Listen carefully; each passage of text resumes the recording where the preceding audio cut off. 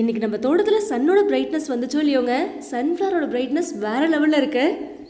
பார்த்து பார்த்து காத்திருந்த பூங்க எப்படா பூக்குன்னு வெயிட் பண்ணேன். நான் கூட ஒரு பூ தான் ஒரு செடிக்கு வரும்னு நினச்சேங்க. ஆனால் இங்கே பாருங்கள், நிறைய மொட்டு வச்சுருக்கு. 2 நாளுக்கு முன்னாடி இப்படி தாங்க இருந்துச்சு. இன்றைக்கி பாருங்கள், அழகாக பூத்துருச்சு.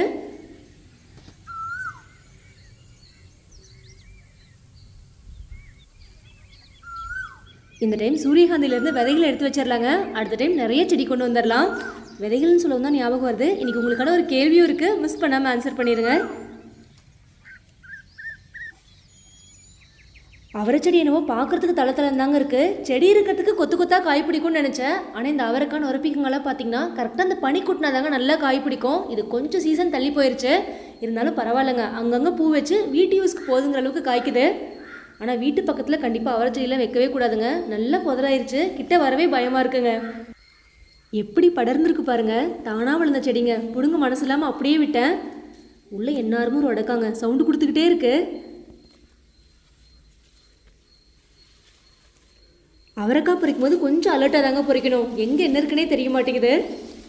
இப்படி மேலே பாருங்களேன், கொஞ்சம் கொத்து கொத்தாக காய்ச்சிருக்கு.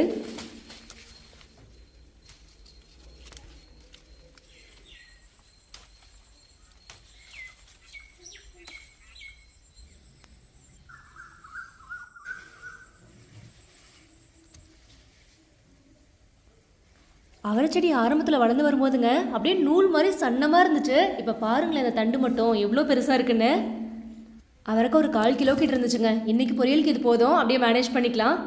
அப்படியே அந்த சைட் வாங்க. இப்போ நம்ம தோட்டம் இப்படி தாங்க இருக்குது. லாஸ்ட் டைமே காமிச்சிருப்பேன். கீரையெல்லாம் அறுவடை பண்ணதுக்கப்புறம் உழவு ஓட்டிட்டோம் அப்படின்னு.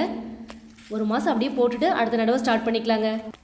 வேலையும் அப்படி தாங்க. கீழே புது தோட்டத்தில் எல்லா காயும் அறுவடை பண்ணிகிட்ருக்கோம். இது கொஞ்சம் கேப் விட்டு போட்டுக்கலாம் அப்படின்ட்டு. அவரை வெரைட்டி நிறைய ஊனியிருந்தாங்க. அதில் பொரியல் தட்டை பாருங்களேன், நல்லா காய்க்கு வந்துருச்சு. நான் இதாங்க ஃபஸ்ட் டைம் ட்ரை பண்ணியிருக்கேன். சரி, விதைகள் நிறைய விட்டுடலாம் அப்படின்ட்டு இந்த செடி ஃபுல்லாக பறிக்கவே இல்லைங்க, அப்படியே விதைக்கி விட்டுட்டேன். நல்லா நீளமாக இருக்குங்க. இப்போல்லாங்க நம்ம தோட்டத்தில் புதுசாக ஒரு காய் செடி போடுறோம் அப்படின்னாவே விதைகளை சேவ் பண்ணி வச்சுக்கிறது. இனி பொரியல் தட்டியும் அடிக்கடி போடலாங்க. இந்த பாவச்செடி பாருங்கள், தானாக தான் முளைச்சது. வெள்ளரிக்காய் லாஸ்ட் டைமே காமிச்சிருப்பாங்க, நிறைய பூ வச்சுருக்குன்னு. ஏதோ அதிசயமாக ஒரே ஒரு பிஞ்சு இருக்குங்க. இந்த டைம் குட்டி தோட்டத்துலேயே அதிகமாக காய் இல்லை, அதுக்கு பெருசாக இம்பார்ட்டன்ஸ் கொடுக்கல அப்படிங்கிறத அப்படியே புது தோட்டத்துலேருந்து அறுவடை பண்ணி வெளியில் வரும்போது கண்டிப்பாக நீங்களே தெரிஞ்சுப்பீங்க. அப்படியே இந்த சைட் ஃபுல்லாக பாருங்கள், லாஸ்ட் டைமே கீரை காமிச்சிருப்பாங்க, நல்லா வளர்ந்து வந்துருச்சு. இன்றைக்கும் நிறைய கீரை அறுவடை பண்ணலாங்க. இப்போ தாங்க அப்படியே காலிஃப்ளவர் மட்டும் கொஸ்ட்டாக வெளியில் தெரிய ஸ்டார்ட் ஆகுது. ஃபஸ்ட்டு புடலங்காய் அறுவடை பண்ணிவிட்டு அதுக்கப்புறம் இந்த சைடு வரலாங்க.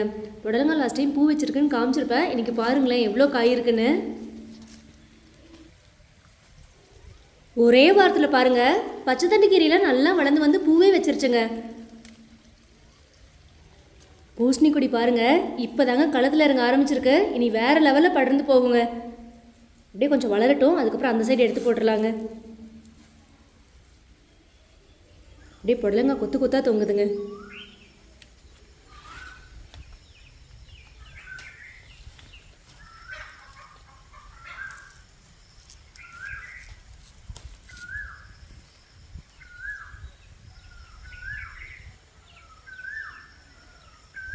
இந்த காய் பாருங்கள், வித்தியாசமான ஷேப்பில் இருக்குது.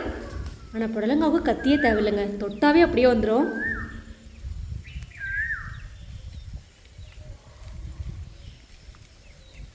லாஸ்ட் டைம் இந்த கார்னரில் ஃபுல்லாக பார்த்தீங்கன்னா ஒரு 15 மைல் கிட்ட இருக்குங்க. நான் கூட காமிச்சிருப்பேன். எப்படியும் ஒரு புடலங்காய் கூட மிஞ்சாதுன்னு நினச்சேன். பரவாயில்லைங்க, மயிலுக்கு புடலங்காலாம் பிடிக்கல.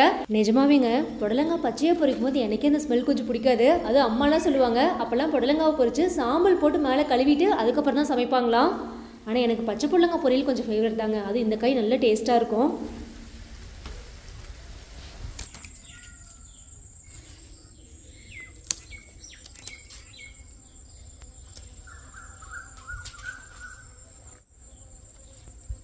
பரவாயில்லைங்க, புடலங்காய் இந்த டைம் கொடி கம்மியாக இருந்தாலுமே நல்லா காய்க்கு வந்திருக்கு.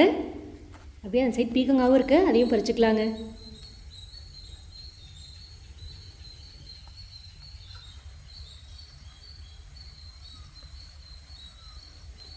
பீக்கங்காய் இந்த சைட் நிறைய பிஞ்சு வச்சுருக்குங்க. இன்னும் 2-3 நாள் போனால் கூட நிறைய அறுவடை பண்ணலாம்.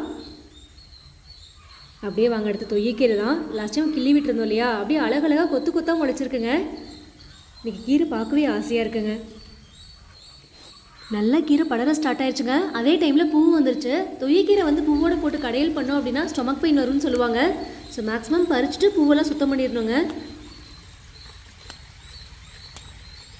இந்த சைடெலாம் பாருங்கள், பூ எல்லாமே சூப்பராக முளைச்சிருக்குங்க.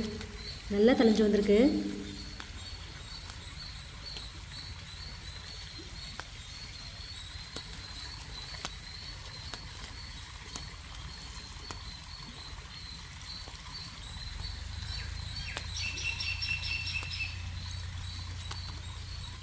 ஒரு சிலர் பார்த்தீங்கன்னா தொய்யக்கீரை விதை வேணும்னு கேட்டிருந்தீங்க.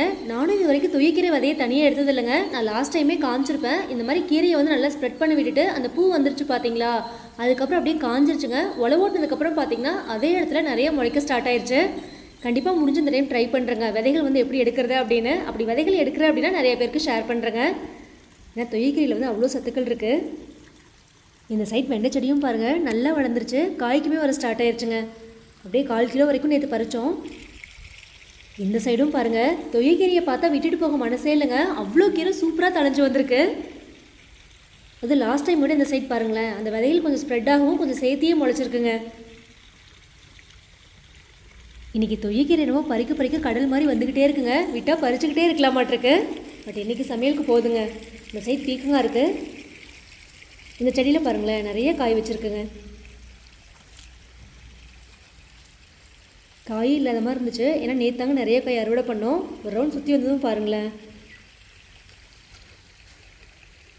அப்படியே பிஞ்சு நிறைய இருக்குங்க இந்த சைட் ஃபுல்லாகவே. அடுத்து அப்படியே கீரை சைட் போயிடலாங்க. நான் லாஸ்ட் டைமே காமிச்சிருப்பேன். இப்போ கீரை பாருங்கள் எந்த அளவுக்கு வளர்ந்துருச்சுன்னு. நல்லா ஹைட் வந்துருச்சுங்க. இன்றைக்கி வந்து அப்படியே கட்டாக பிடிங்க எடுத்துக்கலாம்.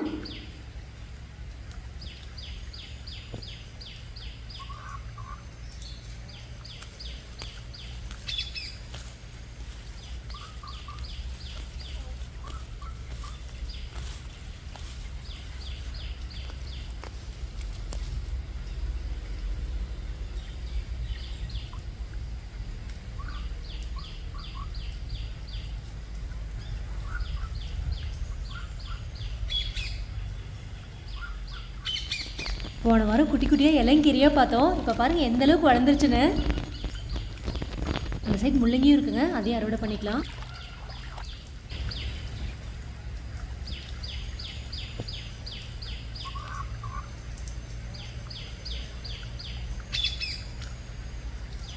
இந்த சைட் பச்சை தண்ணி கீரை ஃபுல்லாக பார்த்தீங்கன்னா விதையே கொட்ட அளவுக்கு வளர்ந்துருச்சுங்க. அதுவும் வெங்காயம் ஊனிருக்கோம் அப்படிங்கிறனால ரொம்ப டிஸ்டர்பாக இருக்க மாதிரி இருந்துச்சு. சரி கட் பண்ணி விட்டுலாம் அப்படின்னு ஃபஸ்ட்டு அப்படியே பிடிங்கி போகலாம் தாங்க பார்த்தோம். பிடுங்கணும் அப்படின்னா வெங்காயமும் சேர்ந்து வந்துடுதுங்க. ஏன்னா கரெக்டாக வெங்காயத்தோட வேர்லேயே வந்து கீரையும் போயிருக்கு. அப்படியே கத்தி வச்சு கட் பண்ணி விட்டுடலாம் அப்படின்ட்டு அந்த வேலையை ஸ்டார்ட் பண்ணியாச்சு. நிறைய விதைகள் கொட்ட ஆரம்பிச்சிருச்சுங்க. அடுத்த நடவுக்கு பாருங்கள் ஃபுல்லாக கீரையாக முளைச்சிடும் பழையபடியே.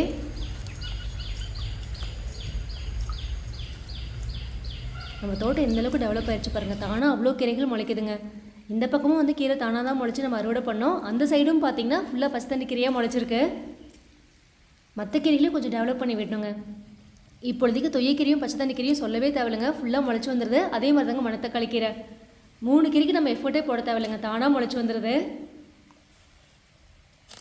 ஒரு சைட் மட்டும் ஃபுல்லாக கட் பண்ணியாச்சுங்க. ஏன்னா காலிஃப்ளவர் முட்டைக்கோஸ்க்கு வந்து கொஞ்சம் நிழல் இருந்தால் நல்லாயிருக்குங்க. வெயில் தாக்கம் கொஞ்சம் அதிகமாகவே இருக்குது. அதனால் பாதி மட்டும் கட் பண்ணிவிட்டு பாதி விட்டாச்சுங்க.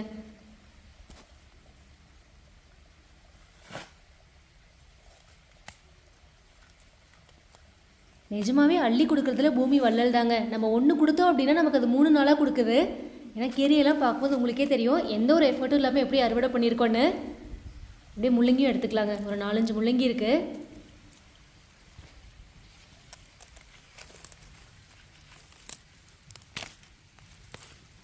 மண் ஈரமாக தான் இருக்குது, இருந்தாலும் கட்டாயி வந்துருச்சுங்க. வேர் நல்லா டெப்த்தாக இருக்க மாட்டிருக்குங்க. இருந்தாலும் பரவாயில்லைங்க, ஊசி மாதிரி தான் உள்ளே இருக்குது, பெருசாக வேஸ்டேஜ் இல்லைங்க.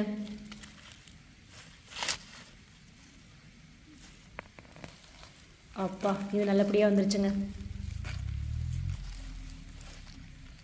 முள்ளங்கி பொறுத்த வரைக்குங்க ஒரே ஒரு செடி இருந்தால் தான் நல்லா வருது. இது பாருங்களேன், அப்படியே பார்க்காம விட்டுட்டேன். 3 விதைகள் அப்படியே முளைச்சி வந்துருச்சாட்ருக்குங்க. நல்லா ஊறியே வரலங்க. பட் இன்றைக்கி போதுங்க, 2 நல்லா வந்திருக்கு. இன்றைக்கி அறுவடையெல்லாம் முடிஞ்சதுக்கப்புறம் கூடயே பாருங்கள் எந்தளவுக்கு ஃபில்லிங்ஸாக இருக்குது அப்படின்னு. நம்ம வீட்டு யூஸ்க்கு இந்த காய் ரொம்ப ரொம்ப போதுமானதுங்க. அதனால தான் இப்போ குட்டி தோட்டம் வந்து பார்த்திங்கன்னா கொஞ்சம் பிரேக் விட்டாச்சு. ஸோ இது முடிவுக்கு வரும்போது ஸ்டார்ட் பண்ணோம் அப்படின்னா அடுத்து நமக்கு வந்து கொஞ்சம் கேப் இல்லாமல் காய் இருக்குங்க. அப்படியே வழியில் பாருங்கள், லாஸ்ட் டைம் மொந்த வாழை இருக்குன்னு காமிச்சு இல்லையா, அப்படியே வாழைப்பூ கீழே வரைக்கும் வந்துருச்சுங்க. அதை அப்படியே உடச்சி விட்டுடலாம். கொஞ்சம் தார் ஊறி வருங்க, முன்னாடியே உடச்சிருக்கணும். அதுவும் நம்ம சைட்லலாம் பார்த்திங்கன்னா மொந்த வாழைக்கு மார்க்கெட்டே இருக்காதுங்க. சும்மா கொடுத்த கூட வாங்கிக்க மாட்டாங்க. ஏதாவது டவுனில் டீ கடையாக பார்த்து பஜ்ஜி போட கொடுத்தாதாக விண்டு, அதுவும் பெருசாக ரேட்லாம் போகாது. இன்றைக்கி புது தோட்டத்தில் அறுவடை சூப்பராக முடிஞ்சுதுங்க. அடுத்த பேட்ச்க்கு இன்னொரு தோட்டத்தில் ரெடியாக இருக்குது, அதையும் பார்க்கலாங்க.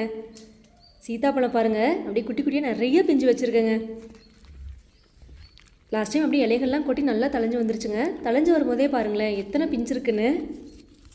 ஆனால் நிறைய கீழேயும் கொட்டியிருக்குங்க.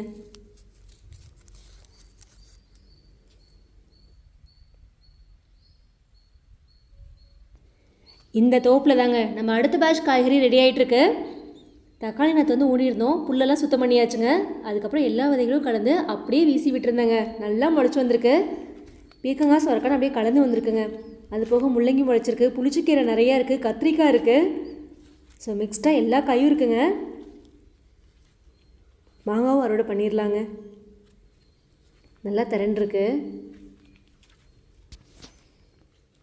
கஸ்தூரி வண்டியும் பாருங்கள், 2-3 காய் இருக்குது. அது போக விதைக்குமே விட்டு வச்சுருந்தேங்க. நல்லா காஞ்சிருக்கு. அதை பறித்து பத்திரமா எடுத்து வச்சுக்கலாங்க. ஒரு 5-6 காய்கிட்ட எடுத்து வச்சிட்டேன். ஏன்னா இந்த விதையெல்லாம் நம்ம சைடில் கிடைக்கிறது கொஞ்சம் ரேருங்க. முடிஞ்ச அளவுக்கு விதையை சேவ் பண்ணி வச்சுக்கணும். அதே மாதிரி கஸ்தூரி வண்டியில் மருத்துவ குணமும் அதிகமாக இருக்குதுன்னு சொல்லுவாங்க. 1-2 காய் தாங்க வந்துக்கிட்டே இருந்துச்சு. நான் அதை விதைக்கு விட்டு எடுத்து வச்சிட்டேன். ஏன்னா சமையலுக்கு ட்ரை பண்ணலங்க. டேஸ்ட் எப்படி இருக்குன்னு எனக்கும் தெரியல. அடுத்த டைம் நிறைய செடிகள் போட்டு ட்ரை பண்ணிடணுங்க.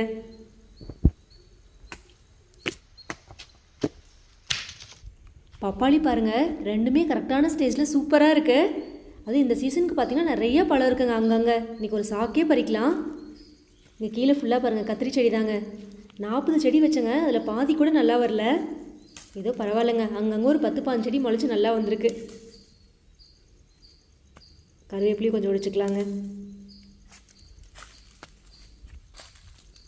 இந்த சைட் தோப்பு சுத்தம் பண்ணதுமே பார்த்தீங்கன்னா பூசணி விதை பொல்ல விதையலாங்க அங்கங்கே கொத்தி போட்டு விட்டுருந்தேன். அதுவும் ரேண்டமாக அப்படியே முளைச்சிருக்குங்க. இப்போ தான் கொடி வந்து படுற ஸ்டார்ட் ஆகிருக்கு. கரும்பு பாருங்களேன் நல்லா முளைச்சி வந்துக்கிட்டு இருக்கு. அகத்திக்கீரையும் அப்படிதாங்க, 2 நல்லா வந்துச்சு. இப்போ ஒன்று வந்து இலைகளையே காணுங்க, ஒன்று மட்டும் சூப்பராக வந்துக்கிட்டு இருக்கு. அப்படியே கொண்டு வந்துடணுங்க. அப்படியே பலாப்பழமும் கொத்து கொத்தாக தொங்குது. 2-3 பழம் பறிச்சாச்சுங்க. இன்னும் பிஞ்சுமே நிறையா இருக்குது. 5 நாளுக்கு ஒரு பழம், 20 நாளுக்கு ஒரு பழம் கண்டினியூஸாக பறிச்சுக்கலாங்க. மிளகும் பாருங்கள், போன வருஷமும் கரெக்டாக 2 கொத்து தாங்க வச்சுது. இந்த வருஷமும் சொல்லி வச்சோமா 2 கொத்து தான் இருக்குது. தென்னந்தோப்பில் அடுத்த பேட்ச் காய் செடிகளுமே நல்லா வளர்ந்து வந்துக்கிட்டு இருக்கு. அடுத்து அப்படியே வாங்க, பப்பாளி நிறைய இருக்குங்க தோப்பில், அதையும் பறிச்சுட்டு வந்துடலாம்.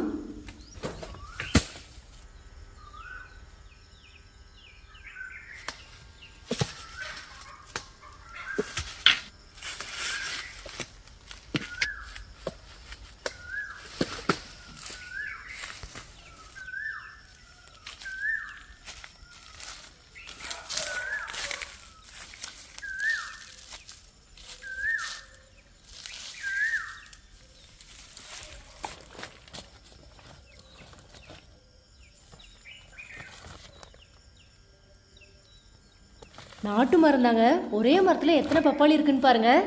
இதாங்க இந்த பப்பாளி சீசன். அப்படியே கொத்து கொத்தாக அறுவடை பண்ணியாச்சு. முருங்காவும் 2 இருக்குங்க. இது நாட்டு மரங்க. காய் வந்து ரொம்ப நீளமாக போகாது. நான் ஃபஸ்ட்டு காமிக்கிற முருங்காய் பார்த்திங்கன்னா நல்லா நீளமாக போகும். நீங்கள் அப்படியே பப்பாளி வெயிட்டாக தாங்க. இன்னுமே அந்த சைடு 2 மரத்தில் சூப்பராக 2 பப்பாளி இருக்குது. அது கையிலேயே பறிக்கிற மாதிரி இருக்குங்க. அப்படியே அதையும் பறிச்சுட்டு தோப்பில் தண்ணி பாயுதுங்க, அதையும் மாற்றி வச்சுட்டு கிளம்பிடலாம்.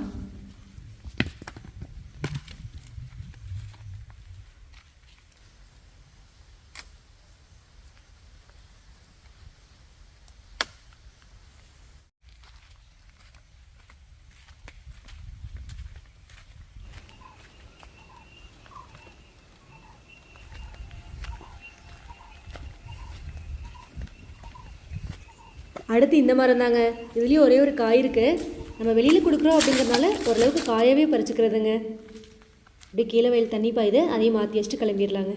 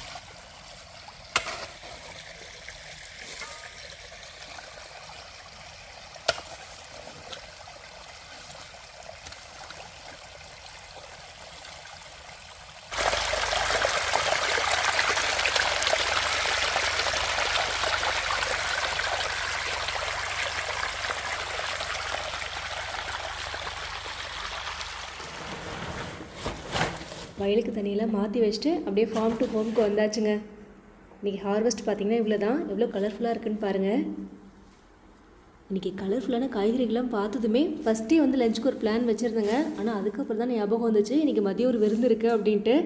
அப்புறம் அப்படியே காயெல்லாம் தனியாக எடுத்து வச்சுட்டு இன்றைக்கி பிளானே மாற்றியாச்சுங்க. அது மார்னிங் பிரேக்ஃபாஸ்ட்டுக்கே பார்த்திங்கன்னா கம்மங்கூழ் தாங்க இன்றைக்கி. அதுலேயே கொஞ்சம் பேலன்ஸ் இருந்துச்சு, அதையே குடிச்சிட்டு இன்றைக்கி லஞ்சு முடிச்சாச்சுங்க. அப்படியே விருந்துக்கு போய்க்கலாம் அப்படின்னு.